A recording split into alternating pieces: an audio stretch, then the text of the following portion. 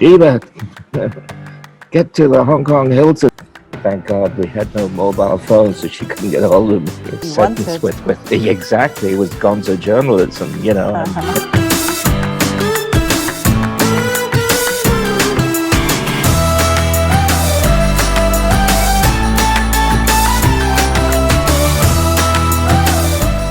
Well, we're here to talk about your latest project with Happy Wednesday, but why don't we start off with how it all started? How did you get into, what did you get into first? Was it music or racing? You know, my dad was in the hotel business, so he asked me what I wanted to do, and I said, well, you know, follow in your footsteps, get into the hotel business.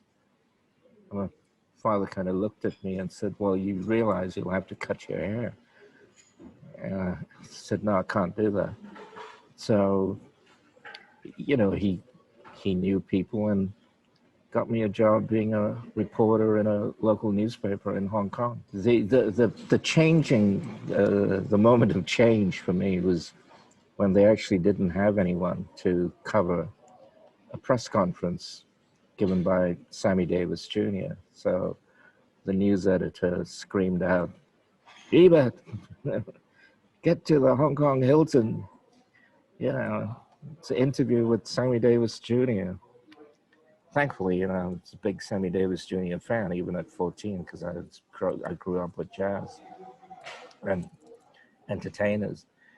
So I interviewed Sammy, came over and said hello to me. He was wearing a one-piece jumpsuit. We hit it off. I asked him some questions that apparently made sense about things like Mr. Bojangles, which is one of my favorite, still one of my favorite songs.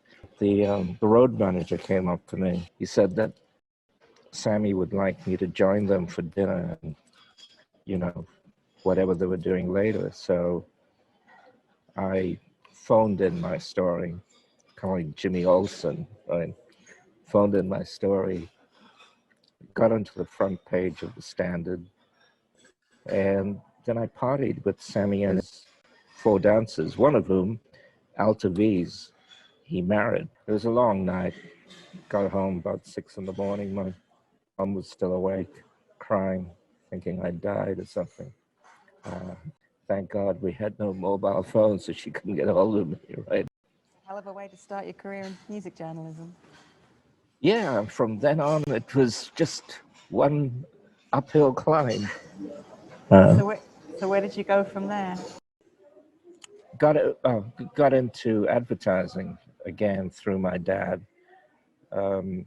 He was working for the Hyatt Hotels, and there was a very small agency that handled the Hyatt business.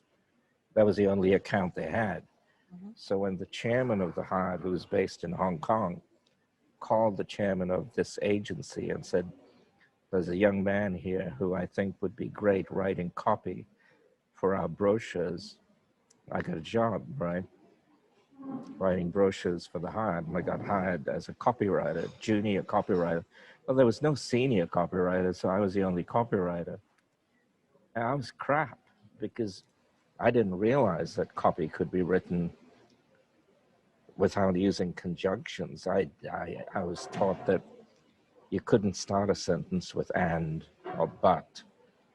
And suddenly I had this new world where I could have a sentence with exactly, it was gonzo journalism, you know, and you're starting to read Rolling Stone and you know, reading Dr. Thompson and Ben Fong Torres and writers like this, and you go, and Cameron Crowe, and you're going, my God, it's a whole new world of writing. So I got a bit tired of writing about, you know, luxurious suites in hotels, and it was always luxuriously appointed suites, you know, with breathtaking views. You're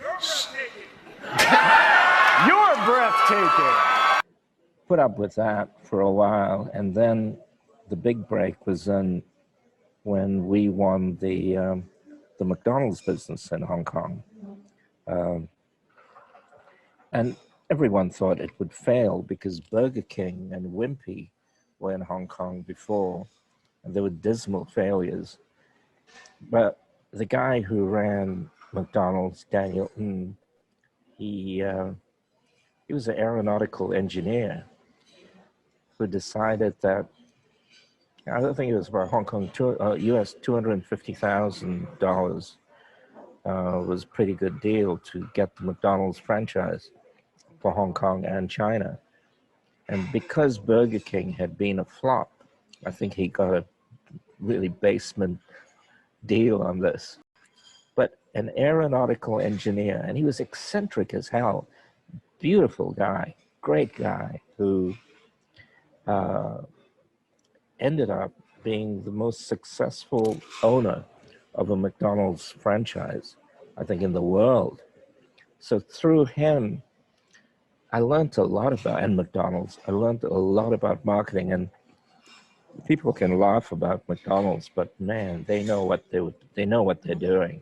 So the only guy, and I was vindicated at a conference in Chicago, which is where their head office is, and you have to go to Hamburger University, which I went, and I think I got a degree in French fries, which is pretty damn good. But you meet some very strange people. You know, I mean, Daniel, who ran Hong Kong, he was very weird in a smart way, because the Americans were trying to tell us to sell more quarter pounder with cheese. And he said to me, just agree with me. He just whispered, just agree with me. And he went on and on about the reason Burger King failed in Hong Kong was they served their burgers with raw onions. And the raw onions made people pass gas, which the Chinese market didn't like.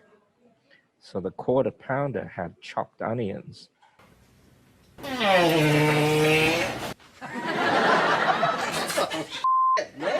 Daniel was saying, you know, Hans will agree with me. You know, you eat quarter pounders and you pass a lot of gas.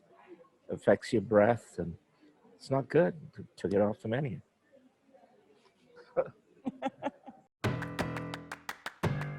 And I had my biggest hit at Universal, which I think I told you. Hard, but you've managed to do it over the years. I managed to do it. The biggest load of crap we have